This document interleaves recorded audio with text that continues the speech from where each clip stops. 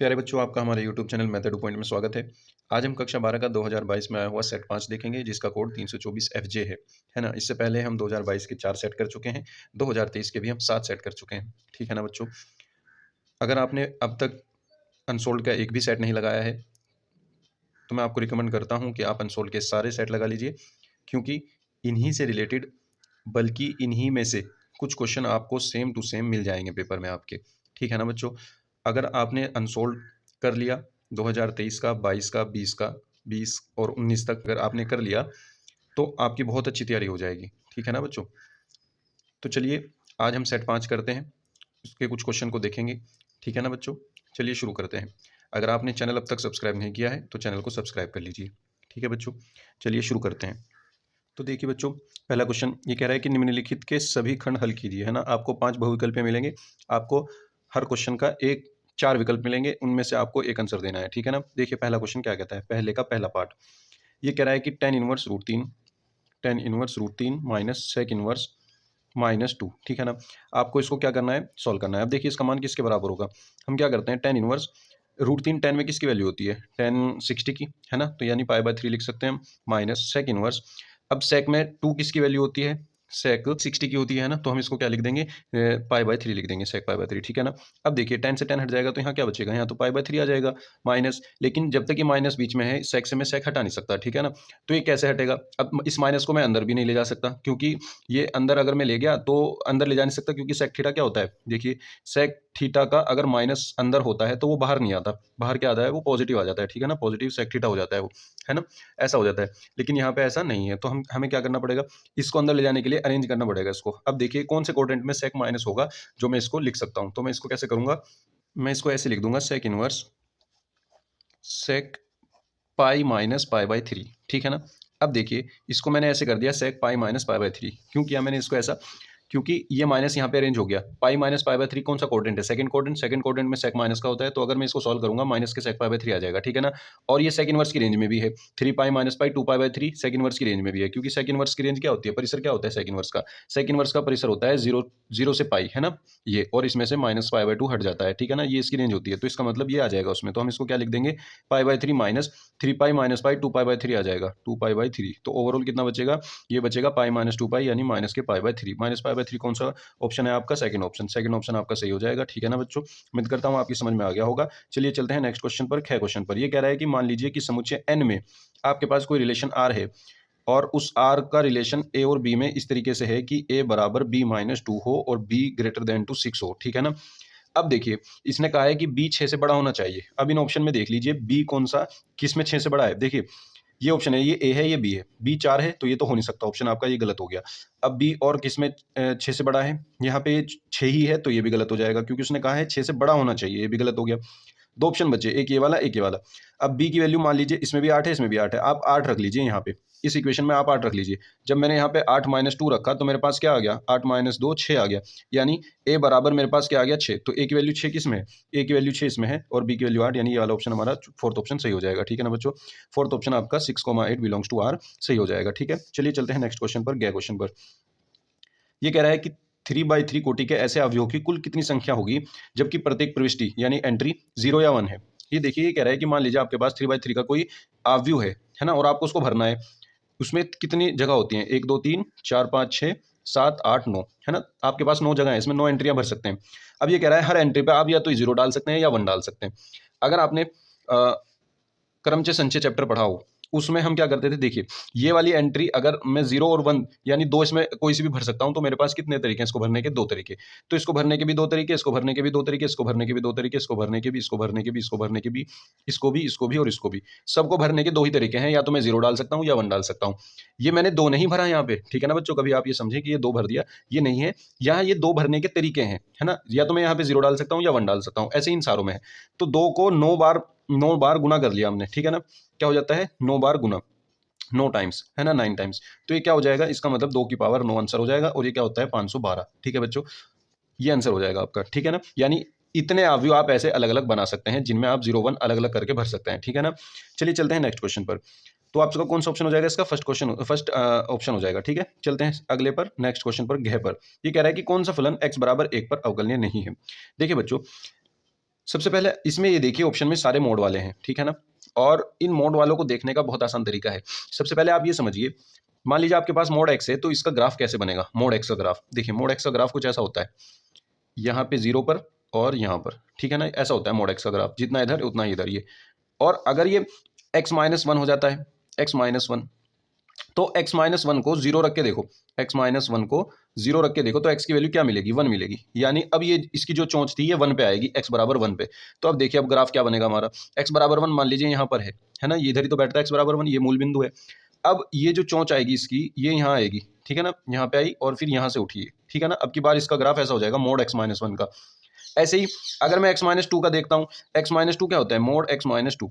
x minus two को जब 0 रखोगे तो x की वैल्यू 2 आ जाएगी, यानी इसकी जो चोंच होगी ऐसी ये वाली, ये x बराबर 2 पे होगी, ठीक है ना? तो x बराबर 2 कहाँ है आपके पास? x बराबर 2 यहाँ पे है। तो फिर अब की बार ये ग्राफ कुछ ऐसा हो जाएगा, ठीक है ना? कुछ ऐसा हो जाएगा, यहाँ से ये ऐसा हो जाएगा।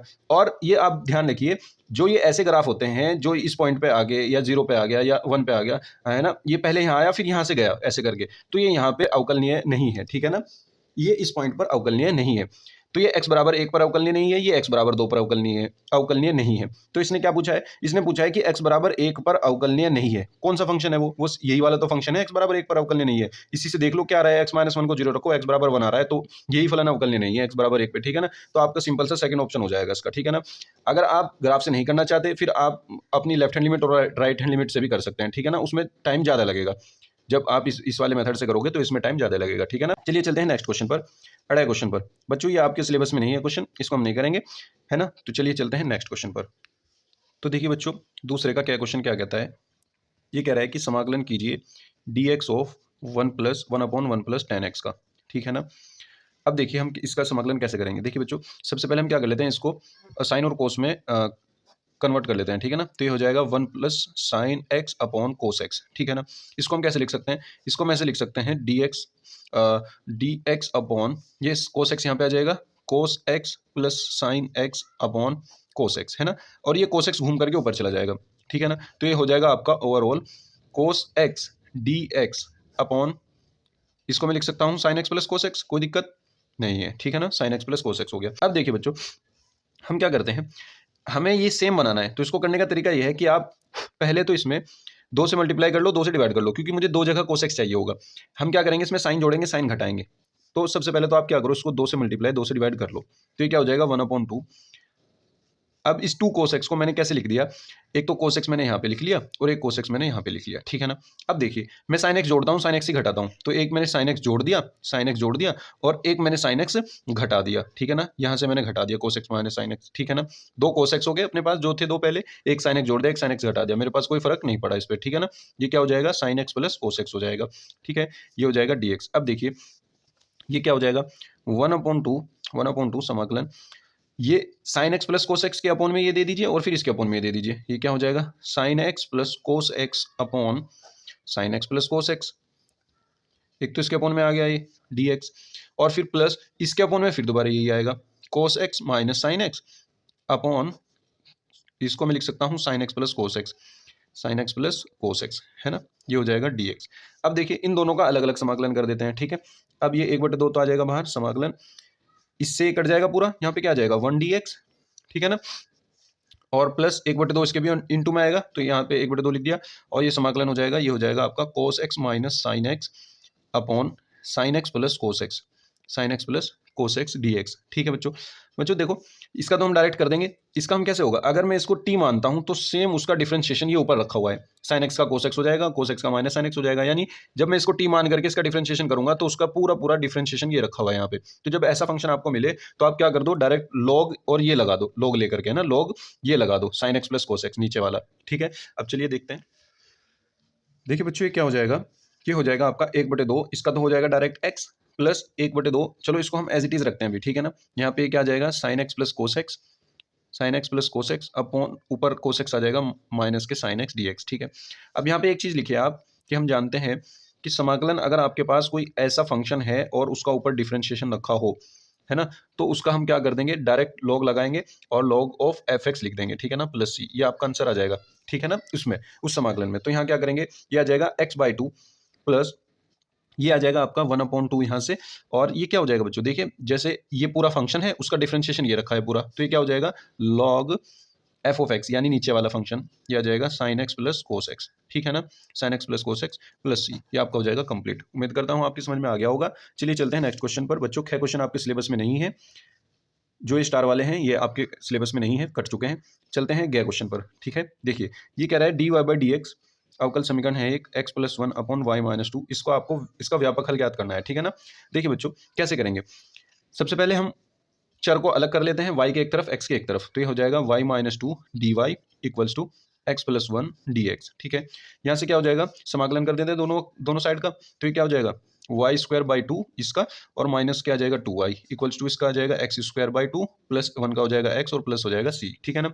अब देखिए यहाँ से एलसीएम लेते हैं, ये हो जाएगा y square minus 4y upon 2 equals to ये हो जाएगा x square plus 2x plus 2c upon 2 से 2 कैंसिल आउट हो जाएगा, क्या बचेगा y square minus 4y equals to x square plus 2x plus 2c, ठीक है ना। अब देखिए ये दोनों भी उधर ले जाते हैं उनके पास, तो ये क्या हो जाएगा x square plus 2x plus 2c minus y square minus minus plus 4y equals to 0। अब ये क्या हो जाएगा, देखिए सही से लिखते हैं, x square minus y square plus 2x plus 4y और प्लस 2c को हम क्या लिख देते हैं, c लिख देते हैं 1 इक्वल्स टू 0, ठीक है ना। तो ये क्या हो जाएगा आपका आंसर, आप इसको बता देना जहां C1 बराबर क्या है 2c है, ठीक है ना बच्चों, ये आपका आंसर हो जाएगा। उम्मीद करता हूं आपकी समझ में आ गया होगा। चलिए चलते हैं नेक्स्ट क्वेश्चन पर। बच्चों यह क्वेश्चन क्या कह रहा है, ये कह रहा है कि दो सदिश दे रखे हैं और उनके बीच का कोण आपको फाइंड करना है, ठीक है ना। मान लीजिए आपके पास कोई एक सदिश ए वेक्टर है, क्या है वो, कह रहा है I cap minus 2j cap plus 3k cap, और दूसरा आपके पास बी वेक्टर है, वो क्या है 3i cap minus 2j cap plus 3k cap, ठीक है। अब आपको क्या करना है, सबसे पहले इन दोनों का मोड अलग अलग निकाल लेना है, ठीक है ना। इनका अलग अलग मोड क्या आएगा, ए का परिमाण आएगा अंडर रूट 1 का स्क्वायर प्लस माइनस 2 का स्क्वायर प्लस 3 का स्क्वायर, कितना हो जाएगा 3 तिया 9 4 13 और 1 14, ये अंडर रूट 14 आ जाएगा, ठीक है ना। इसी तरह आपको बी का परिमाण निकाल लेना है, ठीक है ना। बी का परिमाण क्या आएगा, सेम इसी तरीके से 3 का स्क्वायर प्लस माइनस 2 का स्क्वायर प्लस 3 का स्क्वायर, है ना। ये क्या हो जाएगा प्लस 3 का स्क्वायर, नहीं ये 1 है बच्चों, यहाँ पे ये 1 है ना 1 के, तो ये क्या हो जाएगा 1 का स्क्वायर, ये कितना आ जाएगा, ये आ जाएगा अंडर रूट 14, 9 प्लस 4 प्लस 1 14 हो जाएगा, ठीक है ना। अब आपको क्या निकालना है, A dot B, A dot B, A dot B निकालते हैं। क्या करेंगे, ए डॉट बी निकाल करके देखिए हमें बीच का कोण निकालना है, उसके लिए चल रहे हैं, अभी आपको सब समझ में आ जाएगा, ठीक है ना। ये हो जाएगा 3i cap minus 2j cap और प्लस k कैप। अब बच्चों क्या करेंगे हम, आई की आई के साथ डॉट प्रोडक्ट करते हैं तो 1 आता है, तो इनके मल्टीपल के साथ कर लेंगे, 3 1 जा 3 आ जाएगा। फिर जे की जे के मल्टीपल के साथ करेंगे माइनस टू प्लस के 4 हो जाएगा। फिर के की के मल्टीपल के साथ 3 एकम 3 आ जाएगा, 3 और 3 6 और 4 10 आ जाएगा, ठीक है ना। अब आपको क्या निकालना है, बीच का कोण निकालना है, वो क्या होता है कोस थीटा। कोस थीटा बराबर क्या होता है, A dot B, A dot B बराबर ए का परिमाण और बी का परिमाण। ये फॉर्मूला तो बच्चों आपको पता ही होगा बीच के कोण के लिए, है ना, वेक्टर ए और वेक्टर बी के बीच का कोण निकलता है इससे, ठीक है ना। तो यहाँ पे क्या हो जाएगा, ए डॉट बी हम निकाल चुके हैं, कितना आया है 10 अपॉन ए का परिमाण अंडर रूट 14, बी का परिमाण अंडर रूट 14, तो कितना हो जाएगा 10/14, है ना। तो इसको हम लिख देंगे 2 पंजे 10, 2 सत्ते 14, कितना आ जाएगा, थीटा की वैल्यू आ जाएगी, कोस उधर चला जाएगा, कोस इनवर्स 5/7, 5/7, ठीक है ना बच्चों, ये आपका आंसर हो जाएगा। उम्मीद करता हूँ आपकी समझ में आ गया होगा। चलिए चलते हैं नेक्स्ट क्वेश्चन पर। देखिए बच्चों अगले क्वेश्चन पर चलते हैं। ये क्या कह रहा है कि यदि ए तथा बी दो स्वतंत्र घटनाएं हैं जहां पी ऑफ ए बराबर 0.3, पी ऑफ बी बराबर 0.6, तो पी ऑफ ए इंटरसेक्शन भी निकालना है। तो बच्चों दिया है पी ऑफ ए बराबर 0.3, पी ऑफ बी बराबर दिया है, यानी बी की प्रायिकता दी है उसने 0.6, और किसकी पूछ रहा है, ए इंटरसेक्शन बी की पूछ रहा है ना। अब हम जानते हैं वी नो दैट जब ए और बी दो स्वतंत्र घटनाएं हों, जब ए और बी दो स्वतंत्र घटनाएं हों, यदि ए और बी दो स्वतंत्र घटनाएं हों, तब क्या होगा, फॉर्मूला कहता है कि P of A intersection B बराबर P of A into P of B हो जाता है ना। तो हम क्या करेंगे, यहाँ पे वैल्यू रख देंगे, पी ऑफ ए की वैल्यू 0.3, पी ऑफ बी की वैल्यू 0.6, इनकी गुना करेंगे, क्या आ जाएगा 0.18, ठीक है ना बच्चों। ये आपका क्या हो जाएगा, P of A intersection B. बहुत आसान क्वेश्चन है बच्चों, इजीली हो जाएगा, ठीक है ना। चलिए चलते हैं नेक्स्ट क्वेश्चन पर। तीसरे का क्या बच्चों, तीसरे का क्या क्वेश्चन हम ये आपको पहले ही करा चुके हैं। कहाँ कराया हमने आपको, 324 AY कोड में, 324 AY कोड में हमने वहाँ पे आपको ये 5वें का क्या कराया, ठीक है ना। मैं लिंक डिस्क्रिप्शन में दे दूंगा, आप वहाँ से इसको कर लेना, ठीक है। चलिए चलते हैं नेक्स्ट क्वेश्चन पर, 6 क्वेश्चन पर।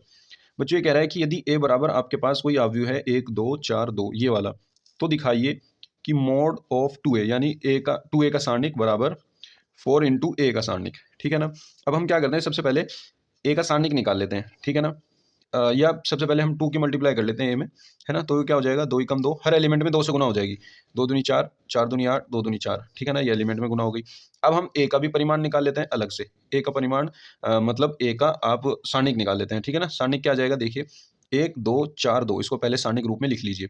तो क्या होगा, 2 एकम 2, इसकी ऐसे गुना, फिर माइनस करके इसकी ऐसे गुना, माइनस 4 दूनी 8, तो कितना आया, -6 आया, ठीक है ना। ये तो हो गई ए के सारणिक का मान। अब इसकी राइट हैंड साइड क्या कहती है, राइट हैंड साइड कहती है इसकी, देखिए अब हम इसकी राइट हैंड साइड निकालते हैं। राइट हैंड साइड इसकी कहती है कि 4 इंटू ए के सारणिक का मान चाहिए आपको, है ना, इसका मान। तो यहाँ से क्या हो जाएगा, 4 की गुना इसमें कर दो, यानी 4 इंटू इसकी गुना, इसकी वैल्यू क्या आई, -6, 6 चौक 24, माइनस के 24 आ जाएगा, ठीक है। अब लेफ्ट हैंड साइड देखते हैं। लेफ्ट हैंड साइड इसकी क्या थी, 2a सारणिक निकालना है, तो इसका सारणिक निकालेंगे। इसका सारणिक देखिए 2 4 8 2, इसका सारणिक क्या आएगा, 2 दूनी 4, माइनस 8 चौक 32, 32 में से 4 के कितना आ जाएगा, -28। ये तो बराबर नहीं आ रहे हैं बच्चों, हमने यहाँ पे थोड़ी सी गलती हो गई। ये ए जब हमने 2 से मल्टीप्लाई करी थी तो ये 4 हो जाना था यहाँ पे, है ना, 2 2 जा 4, यहाँ पे 2 था ना, 4 हो जाना था। तो जब हम इसका परिमाण निकालेंगे, इसका सारणिक निकालेंगे, तो यहाँ पे ये 4 होगा, 4 दूनी 8 आ जाएगा यहाँ पे, है ना। 32 में से 8 के कितने बचेंगे, 24 बचेंगे, ठीक है ना। ये आपका हो जाएगा प्रूफ, क्योंकि लेफ्ट हैंड साइड जो है आपकी वही राइट हैंड साइड आ रही है, ठीक है ना। राइट हैंड साइड और लेफ्ट हैंड साइड दोनों बराबर हैं, ठीक है ना। तो इसका मतलब ये हमारा प्रूफ हो गया, ठीक है बच्चों। उम्मीद करता हूँ आपकी समझ में आ गया होगा। चलिए चलते हैं नेक्स्ट क्वेश्चन पर। बच्चों गया क्वेश्चन बहुत आसान क्वेश्चन है, देखिए सबसे पहले हम क्या करेंगे, उसको y मान करके चलेंगे, माना y बराबर x की पावर sin x है। इसका हमें क्या निकालना है, अवकलन निकालना है। तो इसको हम log लेकर के करेंगे, क्योंकि ये फंक्शन की पावर फंक्शन है, ठीक है ना। तो ये क्या हो जाएगा, ये हो जाएगा log y equals to log x की पावर sin x। अब log की प्रॉपर्टी ये कहती है कि sin x आ जाता है आगे और ये बन जाता है log x। क्यों, log m की पावर n, फॉर्मूला क्या होता है, log m की पावर n का n log m होता है, ठीक है ना, n log m, ठीक है। तो देखिए बच्चों, यहाँ से ये हो गया एक। अब हम इसका डिफरेंशिएशन करेंगे, dw/2x, differentiate with respect to x। तो ये क्या हो जाएगा, देखिए log y का होता है 1/y dy/dx, x की रिस्पेक्ट में, equals to first function as it is sin x, और log x का हो जाएगा 1/x plus log x as it is, और sin x का हो जाएगा cos x, ठीक है ना। अब यहाँ से क्या आएगा, इस y को इधर मल्टीप्लाई में पहुंचा देंगे, तो ये हो जाएगा dy/dx equals to y into sin x upon x plus log x into cos x, ठीक है ना। अब यहाँ से क्या होगा, इस y की वैल्यू रख दीजिए जो हमने मानी थी, है ना। तो ये हो जाएगा dy/dx इक्वल्स टू आपका आ जाएगा x की power sin x into sine x upon x plus cos x into log x. इस कोस एक्स को पहले लिख लेते हैं, मल्टीप्लाई में तो है ना। और ये आपका हो जाएगा आंसर, ठीक है ना बच्चों। बहुत आसान क्वेश्चन था, उम्मीद करता हूँ आपकी समझ में आया होगा। चलिए चलते हैं नेक्स्ट क्वेश्चन पर। तो देखिए बच्चों, चलते हैं नेक्स्ट क्वेश्चन पर। तीसरे का घ क्वेश्चन क्या कहता है, तीसरे का घ ये कह रहा है कि किस अंतराल में फलन ये वर्धमान है ना। आपके पास क्या फंक्शन है, f(x) बराबर x² माइनस 4x प्लस 6, ये देखना है कि किस अंतराल में वर्धमान है। तो सबसे पहले उसके लिए हमें क्या करना पड़ेगा, इसका डिफरेंशिएशन करते हैं x के सापेक्ष। ये क्या हो जाएगा, x² का 2x हो जाएगा, 4x का 4 हो जाएगा, ठीक है ना। इसमें से क्या करते हैं हम, इसमें से हम 2 कॉमन ले लेते हैं, ये क्या हो जाएगा x माइनस 2, ठीक है ना। अब अंतराल के लिए इसको हमें क्या करना पड़ेगा, 0 रखना पड़ेगा। अंतराल के लिए हमें क्या करना पड़ेगा, f(x) को 0 रखना पड़ेगा, ठीक है ना। तो इसको 0 रख देंगे, 2 into x minus 2 equals to 0। यहाँ से क्या आ जाएगा, 2 0 में चला गया तो बचा x minus 2 equals to 0। X की वैल्यू क्या आ गई, 2 आ गई, ठीक है ना। अब एक नंबर लाइन लीजिए, आप नंबर लाइन ड्रॉ कीजिए, उस पर आप जो ये x की वैल्यू आई है उसको ड्रॉ कीजिए। जैसे x बराबर 2 मान लीजिए यहाँ पे है, और ये है -∞, ठीक है ना। इस पूरी नंबर लाइन को, संख्या रेखा को हमने 2 पार्ट में डिवाइड कर लिया, 2 अंतराल बन गए, एक तो ये वाला और ये वाला, ठीक है ना। अब हमें ये देखना है कि इन किस किस अंतराल में ये वर्धमान है। तो बच्चों आपको ये ध्यान रखना है आपको ये ध्यान रखना है, तो बच्चों आपको ये ध्यान रखना है कि सबसे राइट में, यानी सबसे दाईं तरफ जो भी अंतराल है उसमें आपको पॉजिटिव का साइन लगा देना है, यानी इस अंतराल में तो ये हमेशा वर्धमान ही रहेगा, ठीक है ना। अब इस अंतराल के बाद यहाँ पे चलते हैं इस वाले अंतराल में। तो इस वाले पॉइंट पे आ जाइए, x बराबर 2, आपको कौन से फैक्टर से मिला है, x माइनस 2 से, है ना, ये वाला फैक्टर है। तो हमें इसकी पावर देखनी है यहाँ, इसकी घात, है ना। अगर इसकी घात एक सम संख्या हुई, तो ये चेंज नहीं होगा, नो चेंज, मतलब ये प्लस का प्लस ही रहेगा आगे। लेकिन अगर इसकी पावर एक विषम नंबर हुई, एक विषम संख्या हुई, अगर एक विषम संख्या हुई तो ये चेंज हो जाएगा, ठीक है ना। तो ये क्या हो जाएगा, चेंज हो जाएगा। चेंज कैसे होगा, जो भी साइन यहाँ है अगला साइन उसके अपोजिट आएगा, प्लस है तो माइनस आएगा, माइनस है तो प्लस आएगा। तो ये क्या आ जाएगा, ये माइनस आ जाएगा, क्योंकि इसकी पावर क्या है यहाँ पे 1 है। 1 एक विषम संख्या है, विषम संख्या में चेंज होता है तो ये प्लस माइनस में चेंज हो जाएगा, ठीक है ना। माइनस का मतलब ह्रासमान और प्लस का मतलब धनात्मक, ये है वर्धमान, ठीक है ना। तो इस अंतराल में फलन वर्धमान है और इस अंतराल में ह्रासमान है। हमें क्या बताना था कि किस अंतराल में वर्धमान है, तो हम क्या कहेंगे, अतः फलन यानी f(x) अंतराल अंतराल 2 से माइनस इन्फिनिटी में वर्धमान है, ठीक है ना, वर्धमान है, ठीक है। ये आपका हो जाएगा आंसर, ठीक है ना बच्चों। उम्मीद करता हूँ आपकी समझ में आ गया होगा। चलिए चलते हैं नेक्स्ट क्वेश्चन पर। फोर्थ का क्या पार्ट देखते हैं, है ना। आपको क्या करना है, समाकलन करना है dx upon x square plus 2x plus 2, इसका हमें मान ज्ञात करना है। तो देखिए डायरेक्ट तो हम इसका कर नहीं सकते, हमें नीचे क्या बनाना पड़ेगा, एक पूर्ण वर्ग बनाना पड़ेगा। पूर्ण वर्ग बनाने के लिए क्या करते हैं, सबसे पहले एक्स स्क्वायर के मल्टीप्लाई में 1 होना चाहिए, जो कि यहाँ पहले से ही है। अब एक्स के इंटू में जो भी है उसका आधा करो और फिर उसका स्क्वायर करके वही जोड़ दो, वही घटा दो। जैसे यहाँ 2 है एक्स के इंटू में, तो 2 का आधा कितना हो जाएगा, बटे 2 कर दो, 1 आ जाएगा। एक का स्क्वायर आपको जोड़ना है, एक का स्क्वायर ही घटाना है, मतलब एक का स्क्वायर तो एक ही आता है, तो आपको यहाँ पे एक जोड़ना है, एक घटाना है, ठीक है। तो यहाँ पे क्या हो जाएगा, x square plus 2x plus, चाहे तो आप इसको भी तोड़ करके लिख सकते हो 1 + 1, लेकिन इस क्वेश्चन में तो चलो यहाँ से कर दोगे, लेकिन बाकी ऐसा क्वेश्चन भी आ जाएगा जिसमें यहाँ से नहीं तोड़ पाओगे। तो डायरेक्ट आपको ये तरीका सबसे बेस्ट है कि एक्स के इंटू में जो भी होगा उसका आधा करो, उसका स्क्वायर करो, जो भी आएगा वही जोड़ना है, वही घटाना है। तो आपने क्या किया, ये घटा दिया, यही जोड़ दिया, ठीक है ना। अब देखिए ये क्या हो जाएगा, dx अपॉन एक्स स्क्वायर, ये हमने लिख लिया, प्लस 2x लिख लिया। अब अगर ये यहाँ पे एक्स स्क्वायर प्लस 2x, ये तो a स्क्वायर वाली टर्म है, ये 2ab वाली टर्म है। अब यहाँ से आपको b स्क्वायर वाली टर्म उठानी है, ये जो आपने जोड़ा है ना, प्लस वाला लेना है, माइनस वाला नहीं लेना, प्लस वाला। तो इस 1 को हम 1 का स्क्वायर भी लिख सकते हैं ना, तो हम इसको ऐसे लिख लेंगे और ये क्या हो जाएगा 2 - 1, ये बचेगा 1 आपके पास, ठीक है। अब देखिए ये क्या हो जाएगा, ये हो जाएगा आपका dx अपॉन एक्स प्लस 1 का whole square, a square plus b square plus 2ab, x plus 1 का होल स्क्वायर हो जाएगा, प्लस इस 1 को मैं 1 का स्क्वायर लिख सकता हूँ, ठीक है ना बच्चों। अब देखिए ये कैसी फॉर्म बन गई, ये ऐसी फॉर्म बन गई ना, समाकलन dx upon x square plus a square बराबर क्या होता है, 1 upon a tan inverse x upon a plus c, है ना। ये वाला फॉर्मूला हम यूज करेंगे यहाँ पर। तो ये क्या हो जाएगा, देखिए एक्स की जगह ये है एक्स प्लस 1, ठीक है ना। तो हम क्या करते हैं, हम इसको t मान लेते हैं, लेट एक्स प्लस 1 की जगह हमने t मान लिया। तो ये क्या हो जाएगा dx, और ये 1 हो जाएगा 0, ठीक है ना, और इक्वल्स टू आ जाएगा dt। अब देखिए हम यहाँ पे रखते हैं इसको ऊपर, यहाँ पे dx अपॉन, इसकी जगह हमने क्या रखा, t मान लिया, तो ये हो जाएगा t स्क्वायर प्लस ये 1 स्क्वायर 1 ही रहने दो, और dx की जगह क्या आ जाएगा dt, dx की जगह dt आ गया, तो ये 1 upon T square plus 1 square बन गया। तो ये इसी फॉर्म का बन गया।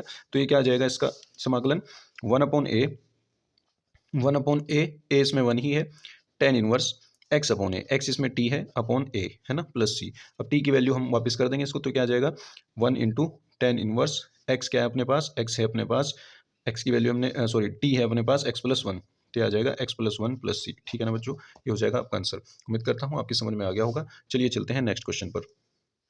तो देखिए बच्चों नेक्स्ट क्वेश्चन क्या कहता है, फोर्थ का ख क्वेश्चन।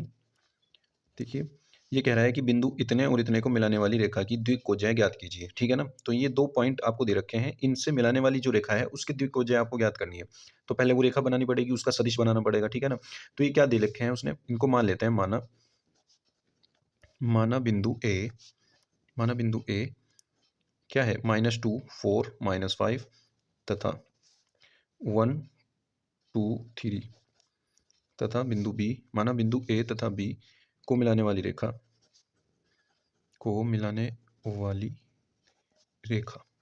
क्या हो जाएगी, ए बी वेक्टर आ जाएगा, हमने बना लिया। तो क्या होगा, ये बी का स्थिति सदिश बन जाएगा, ये बी का स्थिति सदिश बन जाएगा, ये ए का स्थिति सदिश बन जाएगा।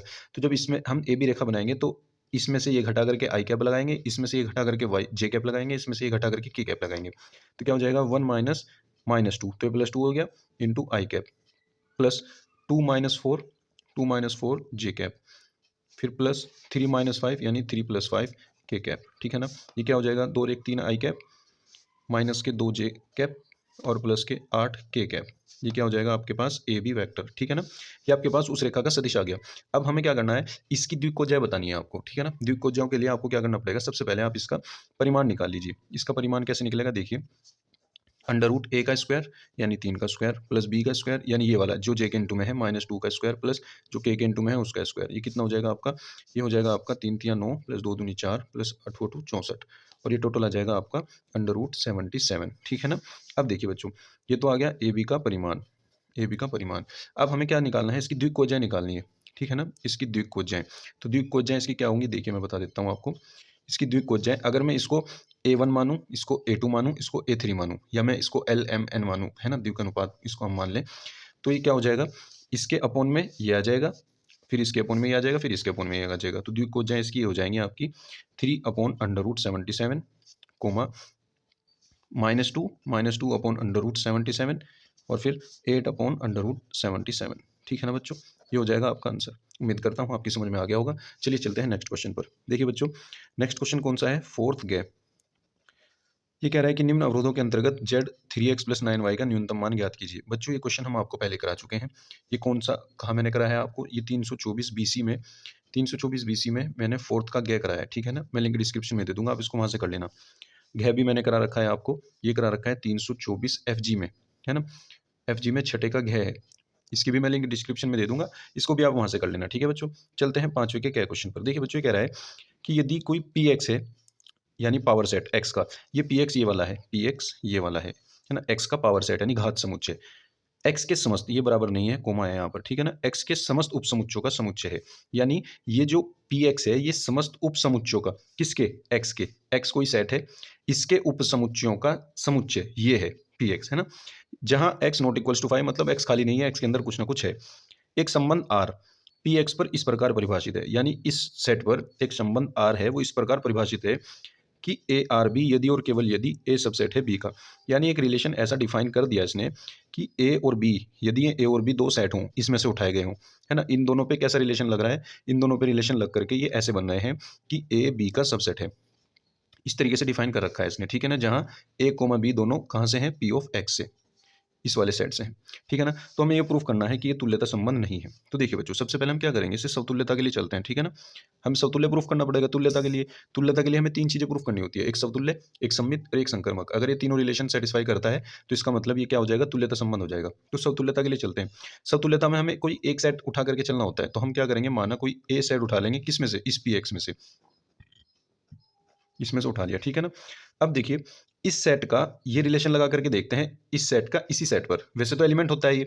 अब ये एलिमेंट इसका है फिलहाल तो, है ना? इसका एक एलिमेंट है, लेकिन ये अपने आप में एक सेट है, क्योंकि ये सेट का समुच्चय है। ये समुच्चय का एक समुच्चय है। इसके उपसमुच्चय है ना सारे, वो तो समुच्चय ही होंगे अपने आप में, उनका भी समुच्चय है ये। तो ये अपने आप में एक समुच्चय है, लेकिन है तो यहाँ पे चलो एलिमेंट ही ये। तो एक एलिमेंट हम उठा करके लेके चलते हैं और उस एलिमेंट पे ये रिलेशन लगा करके देखते हैं उसी के साथ, यानी ए कोमा ए हम लगा करके देखते हैं, ठीक है ना? तो ए कोमा ए इसके हिसाब से कंडीशन फॉलो कर रहा है या नहीं कर रहा है? देखिए, ए तो अपने आप का सबसेट होता ही है, ठीक है ना? ये तो कंडीशन सही है, यानी हर सेट अपना तो सबसेट होता ही है, हर समुच्चय अपना तो उपसमुच्चय होता ही है ना? तो इसका मतलब तो ये रिलेशन वेरीफाई कर रहा है ना? सेटिस्फाई कर रहा है, तो इसका मतलब ये समतुल्य संबंध है, अतः आर एक समतुल्य संबंध है। इसको आप ऐसे लिख सकते हो, अतः a comma a belongs to R, ठीक है ना? अतः आर एक समतुल्य संबंध है। अब ये समतुल्य तो हो गया, समतुल्य संबंध है, ठीक है ना? अब हमें क्या करना पड़ेगा? अब संक्रामक चेक करते हैं, सॉरी, अब पहले सम्मित चेक कर लेते हैं, है ना? सम्मितता, सम्मितता के लिए चेक करते हैं। देखिए, सम्मितता में हमें दो एलिमेंट उठा के चलने पड़ते हैं, तो हमने क्या किया, हमने दो एलिमेंट उठा लिए, माना a comma b belongs to P of x. अब ऐसे उठाने हैं ये ए कोमा बी के ए और बी पे अगर मैं ये रिलेशन लगाऊं, ये दोनों सेटिस्फाई करने चाहिए, यानी ए बी का सबसेट हो। अब ऐसा तो जरूरी नहीं है कि ए अगर बी का सबसेट है तो बी भी ए का ही सबसेट हो, है ना? ऐसा जरूरी नहीं है, तो हम यहाँ से ये कह देंगे, लेकिन लेकिन बी नॉट सबसेट ऑफ ए, है ना? यानी बी ए का समुच्चय नहीं है। क्यों नहीं है उसका हम रीजन दे देते हैं, एग्जाम्पल दे दो। जब भी आप उसे नहीं दिखाओगे कि ये समतुल्य नहीं है, तो इसका मतलब वहाँ आपको एग्जाम्पल दिखाना पड़ेगा। अगर सम्मित नहीं है तो उसका भी एग्जाम्पल दिखाना पड़ेगा। तो हम सम्मित नहीं है आया हमारा यहाँ, तो हम एग्जाम्पल दिखाएंगे। तो ए हम कोई सेट मान लेते हैं, मान लीजिए हमने ये सेट मान लिया 1 2, और बी हमने कोई सेट मान लिया 1 2 3, ठीक है ना? अब हमें क्लियरली दिख रहा है कि ए तो बी का सबसेट है, है बिल्कुल, जैसे कि हम यहाँ लेकर के चले थे, ए बी का सबसेट है ये वाला। लेकिन अब इसी इसी सेट पे, इन्हीं सेट पे क्या बी ए का सबसेट है? नहीं, बिल्कुल भी नहीं है, दिख रहा है हमें। ये तो इसका सबसेट हो ही नहीं सकता, इसमें 3 एलिमेंट है, इसमें 2 ही एलिमेंट हैं, ठीक है ना? तो इसका मतलब ये सम्मित नहीं होगा। और जैसे ही एक कंडीशन समतुल्य, सम्मित और संकर्मक में से कोई एक भी अगर ये वेरीफाई ना करे, तो इसका मतलब ये तुल्यता संबंध नहीं होगा, ठीक है ना? तो हम यहाँ इसको यहीं पे कह देंगे, संकर्मक भी चेक करने की जरूरत नहीं है। अतः संबंध आर सम्मित संबंध नहीं है, सम्मित संबंध नहीं है, अतः अतः संबंध आर एक तुल्यता संबंध तुल्यता संबंध नहीं है। ठीक है ना बच्चों, ये बात आपकी प्रूव हो गई। अगर आप दिखाना चाहते हो तो संक्रमक भी इसको दिखा सकते हो, संक्रमक हो जाएगा। देखिए संक्रमक के लिए क्या करना होता है, हमें हमें 3 एलिमेंट उठा करके लेके चलने पड़ते हैं, ए बी सी उसी पी एक्स में से हमें उठा करके लेके चलने पड़ेंगे। अब ये ऐसे होंगे ए बी सी की ए कोमा बी, ये तो रिलेट करेगा, यानी इसका मतलब ए बी का सबसेट होगा। इसी तरह बी और सी भी रिलेट करेगा, यानी बी और सी का सबसेट होगा। तो अगर ए बी का सबसेट है और बी सी का सबसेट है तो इन दोनों कंडीशन से ए सी का भी सबसेट हो जाएगा। ठीक है ना, तो ये संक्रमक हो जाएगा। ठीक है ना, लेकिन ये सम्मित नहीं है, इसलिए तुल्यता संबंध नहीं है। ठीक है बच्चों, उम्मीद करता हूँ आपकी समझ में आ गया होगा। चलिए चलते हैं नेक्स्ट क्वेश्चन पर। देखिए बच्चों, नेक्स्ट क्वेश्चन देखते हैं। 5वें का ख क्वेश्चन क्या कहता है। ये कह रहा है कि यदि ए बराबर ये है तो सिद्ध कीजिए कि ये होगा। ठीक है ना, तो चलिए देखें। ए आपके पास क्या है, एक आव्यूह है 102 021 203। ठीक है ना, आपके पास एक आव्यूह है, आपको ये प्रूफ करना है, तो उसके लिए आपको ए क्यूब भी चाहिएगा, ए स्क्वायर भी चाहिएगा। तो सबसे पहले आपको ए स्क्वायर निकालना पड़ेगा। ए स्क्वायर का मतलब ए इंटू ए, है ना, यानी इसी आव्यूह की 2 बार मल्टीप्लाई कर दो। 102 021 203 203, इसकी मल्टीप्लाई हम इसी में करेंगे 102 021 203। ठीक है, देखिए कैसे करते हैं मल्टीप्लाई बच्चों। सबसे पहले पहली रो की पहले कॉलम में करेंगे, और पहले एलिमेंट की पहले में, दूसरे की दूसरे में, तीसरे की तीसरे में, और इनको जोड़ देंगे। ठीक है ना, तो पहला एलिमेंट बन जाएगा हमारा। तो देखिए कैसे, 1 की 1 में करेंगे 1 प्लस लगाओ, फिर 0 की 0 में करेंगे 0 आएगा प्लस लगाओ, 2 की 2 में करेंगे तो 4 आएगा, तो 1 प्लस 0 प्लस 4 तो कितना हो गया, 5 हो गया। ऐसे ही इसकी अब दूसरे रो में करेंगे, दूसरा कॉलम आ जाएगा, सॉरी दूसरी रो की दूसरे कॉलम में करेंगे तो दूसरा एलिमेंट आ जाएगा। 1 की 0 में करेंगे 0, 0 की 2 में करेंगे 0, 2 की 0 में करेंगे 0, तीनों 0 को जोड़ेंगे तो 0 आ जाएगा। अब इस रो की इस कॉलम में करेंगे, 2 एकम 2 प्लस 0 प्लस 3 दूनी 6, 6 और 2 8 हो गए। ठीक है ना, ऐसे आप मल्टीप्लाई कर लोगे। फिर इसकी तीनों कॉलम में करेंगे, तीनों एलिमेंट बन जाएंगे, फिर इसकी तीनों कॉलम में करेंगे, तीनों एलिमेंट बन जाएंगे। ठीक है ना, ऐसे करनी है आपको मल्टीप्लाई। इतने पेपर आप करके आ चुके हैं, तो मैं उम्मीद करता हूँ आपको गुना आती होगी करनी। ठीक है ना, हम यहाँ टाइम की वजह से जल्दी जल्दी कर लेते हैं। ठीक है ना, देखिए हमने ये पहले ही कर रखे हैं बच्चों। ठीक है ना, ये आपका ए स्क्वायर आ गया। अब ए स्क्वायर के साथ आपको ए क्यूब निकालना है। ए क्यूब कैसे निकलेगा, ए स्क्वायर की मल्टीप्लाई आपको ए में करनी पड़ेगी। ठीक है ना, तो जब आप इस ए स्क्वायर की मल्टीप्लाई इस ए में करोगे तो आपके पास क्या आ जाएगा, आपके पास ये आ जाएगा 21 0 39 12 8 25 34 0 63। ठीक है ना बच्चों, ये आ जाएगा आपके पास ए क्यूब। ठीक है, अब देखिए ए क्यूब आ गया। अब आपको बस ये वेरीफाई कराना है, क्या दे रखा है उसने, हम यहाँ लिखेंगे टू प्रूव, यानी सिद्ध करना है। क्या सिद्ध करना है, a cube minus 6a square plus 7a plus 2i equals to 0। यहाँ पे वैल्यू रख देंगे, ए क्यूब की वैल्यू ये है आपके पास, ये रख दो जू की तू। ए क्यूब की वैल्यू 21 12 34 0 8 0 39 25 63। ठीक है, ये ए क्यूब रख दिया, माइनस 6a स्क्वायर, यानी जो ए स्क्वायर आया था ये, इसमें 6 की मल्टीप्लाई करके लिखनी है आपको, तो 6 की हर एलिमेंट में कर दो। ठीक है ना, कितना हो जाएगा, 6 पंजे 30, 6 0 0, 6 अठे 48, 6 दूनी 12, 6 चौक 24, 6 पंजे 30, 8 6 48 0, और 6 की 13 में करेंगे 72, है ना, 6 तिया सॉरी 78 78, ये हो जाएगा आपका ये। ठीक है, अब चलते हैं आगे, प्लस 7a, यानी ए के अंदर 7 की मल्टीप्लाई करके लिख दो सारी। ए के अंदर 7 की मल्टीप्लाई, ए क्या था आपके पास, देखिए आपके पास ये ए ही तो है, तो इसमें गुना कर दो, ये आ जाएगा 7, ये 0 7 दूनी 14, और ये आ जाएगा आपके पास 0 7 दूनी 14, और ये 7, और ये 7 दूनी 14, ये 0 7 या 21। ठीक है ना, ये आ जाएगा, और प्लस यहाँ पे 2 इंटू आई आ जाएगा, आई वाली मैट्रिक्स लिख देना यहाँ 0 1 1 0 0 वाली। ठीक है ना, 1 0 0 0 1 0 0 0 1। ठीक है, अभी हम देखेंगे उसको, ये हम लेफ्ट हैंड साइड लेकर के चल रहे हैं इसकी। ठीक है ना, अब देखिए 21 माइनस 30 कितने बचेंगे, 21 माइनस 30 माइनस के 9 बचेंगे। ठीक है ना, तो हम क्या लिखेंगे, माइनस के 9 पहला एलिमेंट। अब 0 माइनस 0 0 ही, 39 माइनस 48 कितने बचे, 8 और 1 8 और 1 9, यानी 9 बचे। अब 12 माइनस 12, ये 0 हो गया, 8 माइनस 24 16 हो गया माइनस के, 25 माइनस 30 माइनस के 5 हो गया, 34 माइनस 48 6 और 8 14, तो माइनस के 14 हो गया, और 0 माइनस 0 0 रहेगा, 63 माइनस 78 7 और 8 15 हो गए, माइनस के 15। ठीक है ना, इसको आप ऐसे ही लिख लो यहाँ पे, प्लस 7 वाला ये है, इसको जू का तू लिखते हैं, 7 0 14 0 14 7 और 14 0 21। अब इसमें आप यहाँ 2i करो। 2i क्या होता है देखो, i होता है 100, तो उसमें 2 की मल्टीप्लाई करेंगे तो 200, फिर आएगी 010, 1 के साथ 2 की मल्टीप्लाई 0, 2 की मल्टीप्लाई करते हैं, यहाँ भी 002 आ जाएगा, ठीक है ना। अब देखिए 7 में से 2, 9 माइनस के 9 प्लस के 7, तो कितने बचेंगे, माइनस के 2 आ गया, प्लस 0 0 ही रहेगा। 9 और 14 ये कितने हो गए, 14 और 9। बच्चों यहाँ पर थोड़ी सी मिस्टेक हो गई है, ये 39 नहीं है, यहाँ पर 34 है, ठीक है ना, 34 है, और यहाँ पर आपका 23 है, 23, और यहाँ पर आपका 55 है, ठीक है ना, 55। अब देखिए यहाँ पे ये क्या हो जाएगा, फिर उसके अकॉर्डिंग ये 34 ही रहेगा, 34, ये 23 हो जाएगा आपका, 23, ये आपका 55 हो जाएगा, ठीक है। अब जब आप ये करेंगे, ये ठीक है, ये ठीक है, 34 में से 48 गए, यहाँ बचेंगे आपके -14, और यहाँ पे बचेंगे आपके 23 - 30 माइनस के 7, और 55 - 78, है ना, यहाँ पे बचेंगे आपके -23, ये बचेंगे आपके -23, ठीक है। अब देखिए -9 + 7 -2 0, -14 + 14 ये भी 0, 0 + 0 ये भी 0, -16 + 14 -2, -7 + 7 0, -14 + 14 ये भी 0, 0 + 0 0, -23 + 21 -2, ठीक है ना। अब इसके साथ आप क्या करोगे, ये वाला मैट्रिक्स ऐड कर दोगे, 2 0 0 0 2 0 0 0 2, ठीक है ना बच्चों। सॉरी, एक गलती से एंट्री गलत भरी गई थी, 2 की जगह वो -3 ले लिया था, उसकी वजह से ये गलती हो गई, ठीक है ना। तो देखिए बच्चों, अब यहाँ क्या होगा, अब हम इन जब दोनों को जोड़ देंगे तो ये -2 + 2 0 हो जाएगा, ये ओवरऑल आपका क्या मिलेगा, 0 0 0 0 0 0 0 0 0, ठीक है। ये आपकी मिल जाएगी मैट्रिक्स। तो ये कौन सी मैट्रिक्स है, ये जीरो मैट्रिक्स ही तो है जो इधर रखी है, देखिए ये जो इधर रखी है, तो ये क्या आ जाएगा, बराबर आ जाएगी राइट हैंड साइड, ठीक है ना। ये आपका हो जाएगा प्रूफ, ठीक है बच्चों। उम्मीद करता हूँ आपकी समझ में आ गया होगा। इस मिस्टेक के लिए थोड़ी सी माफ़ी, ठीक है ना बच्चों। चलिए चलते हैं नेक्स्ट क्वेश्चन पर। देखिए बच्चों, 5वें का गया क्वेश्चन देखते हैं।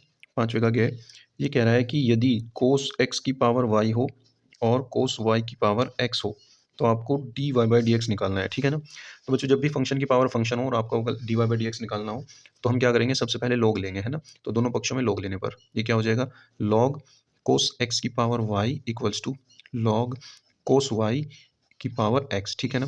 ये क्या हो जाएगा, y आगे आ जाएगा, log m की पावर n का फॉर्मूला लगेगा, m आगे आ जाएगा, और log n लिखा जाएगा, ठीक है ना।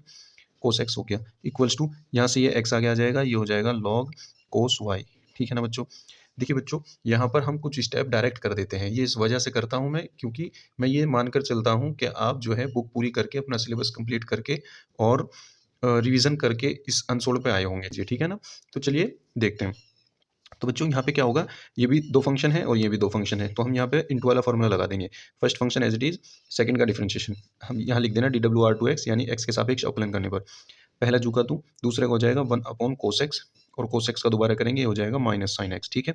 और प्लस अब की बार log cos x जू का तू, log cos x into y का हो जाएगा dy/dx, ठीक है, बराबर। अब इधर का करते हैं, पहला फंक्शन जो का तुम, दूसरे का करेंगे तो आ जाएगा log cos y का होगा 1/cos y, cos y का दोबारा करेंगे, ये हो जाएगा माइनस के sin y, और y का फिर दोबारा होगा, ये आ जाएगा dy/dx, ठीक है बच्चों। अब प्लस लगाओ, log cos y जो का तुम, log cos y, और x का क्या हो जाएगा 1, ठीक है ना। अब देखिए क्या होगा, ये हो जाएगा आपका y इंटू माइनस के sin x/cos x, है ना, sin x/cos x, प्लस ये हो जाएगा dy/dx log cos x, log cos x into dy/dx equal to, ये देखिए क्या बचेगा, माइनस के x, ये भी माइनस का है, माइनस के x sin y upon cos y, और प्लस में क्या बचा, ये वाला प्लस log cos y, है ना, प्लस log cos y, ठीक है। अब देखिए dy/dx वाली जो टर्म्स हैं वो हम एक साइड कर लेंगे बच्चों, इसमें dy/dx छूट गया इस वाले में, है ना, तो इस वाले में dy/dx भी लिखा हुआ है। अब देखिए एक ये वाली टर्म dy/dx की है और एक ये वाली, इन दोनों को एक साइड कर लेते हैं और बगैर dy/dx की को एक साइड कर लेते हैं, ठीक है। जब ये इधर आएगा प्लस हो जाएगा, तो ये लिखा जाएगा log cos x, और प्लस ये माइनस का x इधर आके प्लस हो गया, x tan y लिख देता हूँ मैं इसको, ठीक है ना। और इन दोनों में dy/dx था वो हमने ले लिया कॉमन, ठीक है, बराबर। यहाँ पे एक ये बचा log cos y, और एक ये टर्म इधर से आई, ये हो गई प्लस, ये हो गया y 10x, ठीक है ना। यहाँ से डी वाई डी एक्स की वैल्यू क्या आ जाएगी, d y by d x equals to, ये पूरी टर्म इसके अपॉन में चली जाएगी, तो यहाँ पे लिखेंगे हम log cos y plus y 10x upon में आ जाएगा ये log cos x plus x 10y, ठीक है ना बच्चों। ये आपका आ जाएगा आंसर। उम्मीद करता हूँ आपकी समझ में आ गया होगा। चलिए चलते हैं नेक्स्ट क्वेश्चन पर। देखिए बच्चों, नेक्स्ट क्वेश्चन क्या कहता है, यह क्वेश्चन ये कह रहा है कि यदि एफ ऑफ एक्स बराबर x plus sign to x है, साइन टू एक्स, तो हमें क्या करना है, हमें 0 टू 2 पाई अंतराल में क्या करना है, उच्चतम और निम्नतम मान ज्ञात करने हैं, ठीक है बच्चों। तो सबसे पहले हम क्या करेंगे, डी डब्ल्यू आर टू एक्स निकालते हैं। डी डब्ल्यू आर टू एक्स क्या हो जाएगा, एफ डैश एक्स हो जाएगा इक्वल्स टू एक्स का हो गया 1 प्लस साइन टू एक्स का हो जाएगा कोस टू एक्स इंटू टू, यानी ओवरऑल आपका आ जाएगा 1 प्लस 2 कोस 2x, ठीक है ना। अब देखिए बच्चों, हमें क्या करना होता है, उच्चतम व निम्नतम मान के लिए एफ डैश एक्स को 0 रखना होता है, ठीक है ना। उच्चतम व निम्नतम मान के लिए यहाँ पे ऐसे लिख दीजिए, मान के लिए ये क्या हो जाएगा, एफ डैश एक्स को 0 रख देंगे। एफ डैश एक्स को 0 रखेंगे तो हमें 1 प्लस 2 कोस 2x को 0 रखना पड़ेगा, 1 plus 2 cos 2x equals to 0। यहाँ से कोस 2x की क्या वैल्यू आ जाएगी, कोस 2x इक्वल्स टू 1 इधर जाएगा -1 और ये 2 अपॉन में आएगा 1/2 हो जाएगा, और इसको आप क्या लिख सकते हैं माइनस, इसे कोस में हम लिख सकते हैं कोस पाई बाई 3, है ना, माइनस कोस पाई बाई 3। अब देखिए माइनस दिक्कत करेगा, इसका मतलब यहाँ से मैं इसको अंदर तो पहुँचा नहीं सकता, तो मैं इसको क्या करूँगा, अरेंज करूँगा अब किसी भी तरह करके। तो इसको हम ऐसे लिख सकते हैं cos 2x equals to cos pi minus pi by 3, pi minus pi by 3, ठीक है ना। अब जब भी आपने देखा होगा, जब हम कोस का व्यापक मान निकालते हैं, जब cos x equals to cos alpha होता है, तो वहाँ हम क्या करते हैं, 2x इक्वल्स टू ये हमारा मान हो जाता है, ये हमारा मान हो जाता है 2n पाई प्लस माइनस जो अल्फा, यानी जो इधर एंगल आया वो लिख दीजिए, 3 pi minus pi 2 pi by 3 आ गया, तो वो यहाँ लिख दीजिए, ठीक है ना। 2x बराबर इसका थीटा बराबर ये आ जाएगा, ठीक है बच्चों। अब देखिए क्या होता है, ये आ जाएगा आपके पास, यहाँ से 2 कैंसिल आउट होकर के ओवरऑल बचेगा x की value n pi plus minus pi by 3, ठीक है, n pi plus minus pi by 3। अब ये आपको n की वैल्यू अलग अलग लेकर के अलग अलग x की वैल्यू देगा, ठीक है ना। तो हमें क्या करना है, हमें n की वैल्यू इंटीजर से रखनी है, ये n क्या है, इंटीजर है, इंटीजर यानी पूर्णांकों का समुच्चय, है ना, +1 -1 0 ये सब वैल्यू हमें रख करके वो मान निकाल लेने हैं जो इस अंतराल के बीच में पड़ेंगे, ठीक है ना। तो हमने क्या किया, इसमें x बराबर n बराबर 0 रख दिया, 1 रख दिया, -1 रख दिया और 2 रख दिया, है ना। ये 4 वैल्यू रखेंगे तो इन चारों में ऐसी वैल्यू आएंगी जो हमारी इस मान के अंदर वैल्यू रहेगी, है ना। देखिए जब इनकी वैल्यू हम रखेंगे तो x की वैल्यू अलग अलग आएगी, x की वैल्यू क्या क्या आएगी, जब हम 0 रख देंगे तो आ जाएगी हमारी, एक तो प्लस पाई बाई 3, एक minus pi by 3। Minus pi by 3 लेंगे नहीं क्योंकि इस अंतराल में वो बैठती नहीं, है ना, ये पॉजिटिव लेने सारे हमें, तो ये क्या आ जाएगा आपका, प्लस के पाई बाई 3 हम ले लेंगे, ठीक है ना, प्लस के पाई बाई 3। दूसरी वैल्यू जो आ जाएगी वो आ जाएगी आपकी 2 पाई बाई 3, जब आप क्या रखेंगे 1 रखेंगे, और एक बार आ जाएगी आपकी 2 पाई बाई 3, 4 पाई बाई 3, -1 नहीं रखना बल्कि 1 रख लेना, ठीक है ना। -1 रख के तो माइनस में ये वैल्यू चली जाएगी, तो हम ये माइनस नहीं ले रहे हैं, यहाँ पर 1 ले रहे हैं खाली, ठीक है ना। 1 में भी 2 मान देगा ही, एक प्लस का एक माइनस का, तो जब हमने यहाँ 1 रखा तो ये पाई प्लस पाई बाई 3, तो 3 pi plus pi 4 pi by 3 भी आ जाएगा, ये भी है यहाँ पर अपने अंदर, मतलब अपनी वैल्यू के अंदर है, इसमें ये अंतराल में है। और अगर हम यहाँ पे माइनस लेंगे तो 3 pi minus pi 2 pi by 3 वो भी है, तो हमने ये दोनों मान ले लिए। अब 2 रखते हैं, यहाँ पे हमने 2 रखा तो ये 2 पाई हो गया, 2 पाई के साथ जब हम प्लस लेंगे तो 3 दूनी 6 और एक 7 पाई बाई 3 हो जाएगा, 7 पाई बाई 3 इस अंतराल में है नहीं, तो इसलिए हम वो नहीं लेंगे। अब हम यहाँ क्या करेंगे, ये 2 रख करके 2 पाई माइनस पाई बाई 3 लेंगे, तो 2 पाई माइनस पाई बाई 3 कौन सा हो जाएगा आपका, हो जाएगा 5 पाई बाई 3, यानी x की ये वैल्यू इस अंतराल के अंदर हमें मिल रही है ना, इस एंगल से, इस वैल्यू से। तो इसका मतलब हम इन सब वैल्यूज़ पे चेक करना पड़ेगा फलन का मान, और 2 मान आपके पास ये भी हैं, एक x बराबर 0 है, एक x बराबर 2 पाई है, ठीक है ना। तो इन सब मानों पे आपको क्या करना है, f(x) का मान चेक करना है ना, f(0) पर, और फिर f पाई बाई 3 पर, और फिर f 2 पाई बाई 3 पर, और फिर f 4 पाई बाई 3 पर, और फिर f 5 पाई बाई 3 पर, और फिर लास्ट वाला f ऑफ 2 पाई पर, 2 पाई पर, ठीक है ना। इन सब पर वैल्यू चेक करनी है। कहाँ रखेंगे, सबसे ऊपर जो अपने पास ये फंक्शन है यहाँ पे रखेंगे वैल्यू, ठीक है ना। अब जब हम यहाँ देखिए 0 रखते हैं तो वो 0 प्लस साइन 0 आ जाएगा, और ओवरऑल क्या हो जाएगा, सारा 0 हो जाएगा, ठीक है ना। जब पाई बाई 3 रखेंगे तो यहाँ पे पाई बाई 3 आ जाएगा, और यहाँ पे आ जाएगा साइन 2 पाई बाई 3, ठीक है ना। तो ये क्या हो जाएगा, ये हो जाएगा आपका pi by 3 plus sine 2 pi by 3। Sine 2 pi by 3 को हम क्या लिख सकते हैं, पाई माइनस पाई बाई 3, है ना, पाई माइनस पाई बाई 3, तो साइन 2 पाई बाई 3 बन जाएगा। तो देखिए पाई बाई 3 प्लस इसको मैं लिख सकता हूँ sine pi minus pi by 3, 3 pi minus 2 pi by 3, तो ये हो जाएगा आपका पाई बाय 3। और साइन की वैल्यू आ जाएगी आपके पास साइन 180 माइनस थीटा, यानी साइन थीटा ही रहता है, साइन पाई बाय 3 आ जाएगा। साइन पाई बाय 3 की वैल्यू क्या होती है, यानी साइन 60 की वैल्यू, साइन 60 की वैल्यू अंडर रूट 3/2 होती है, तो प्लस के अंडर रूट 3/2 आ जाएगी, ठीक है ना। ऐसे ही आपको इन सब की वैल्यू निकाल लेनी है। ये आ जाएगी आपकी 2 pi by 3, 2 pi by 3 minus under root 3/2, और 4 पाई बाय 3 पर आ जाएगी 4 pi by 3, 4 pi by 3 plus under root 3/2, और 5 पाई बाय 3 पर आ जाएगी आपकी value 5 pi by 3 minus under root 3/2, और 2 पाई पर जो आपकी वैल्यू आ जाएगी वो आ जाएगी आपकी 2 पाई, ठीक है ना बच्चों। अब देखिए, जीरो इसमें इसमें इसमें इसमें और इसमें सबसे छोटी वैल्यू तो ये है न्यूनतम, जीरो है बिल्कुल ये न्यूनतम, ठीक है ना। अब देखिए, रूट 3/2 तो चलो बहुत छोटी वैल्यू है, रूट 3 की वैल्यू 1.732 कुछ ऐसी होती है, तो 2 से डिवाइड करेंगे तो और छोटी हो जाएगी। चलो ये तो बहुत छोटी है, अब इसी से कंपेयर कर लीजिए बस, ये पाई बाय 3 यानी 60, ये 2 पाई बाय 3 यानी 60, 6 दूनी 12, 120, और ये ये कितना हो जाएगा, पाई बाय 3 यानी 60, 6 चौक 24, 240, तो ये 120, ये 240, ये 300, ये 360, है ना। तो सबसे अधिकतम तो यही हो गया ना, तो ये अधिकतम हो जाएगा, ठीक है ना बच्चों। तो आपको क्या करना है, आपको अलग से बता देना है कि एफ फंक्शन का मान x बराबर 0 पर न्यूनतम है, 0 है, और 2 पाई पर अधिकतम मान 2 पाई है, ठीक है ना। ये आपका आंसर हो जाएगा, ठीक है बच्चों। उम्मीद करता हूँ आपकी समझ में आ गया होगा बच्चों। नेक्स्ट क्वेश्चन आपके सिलेबस में नहीं है, ये भी नहीं है, ठीक है ना। आज की वीडियो में बस इतना ही, मिलेंगे नेक्स्ट वीडियो में कुछ अगले पार्ट को, अगले क्वेश्चंस को लेकर, ठीक है ना बच्चों। तब तक आप इनको अच्छे से कर लीजिए और अपनी तैयारी जारी रखिए, बाकी सब्जेक्ट की भी तैयारी करते रहिए, ठीक है ना बच्चों। अगर चैनल को अब तक आपने सब्सक्राइब नहीं किया है तो चैनल को सब्सक्राइब कर लीजिए, वीडियो को लाइक कीजिए और अपने दोस्तों में शेयर कीजिए। Thank you.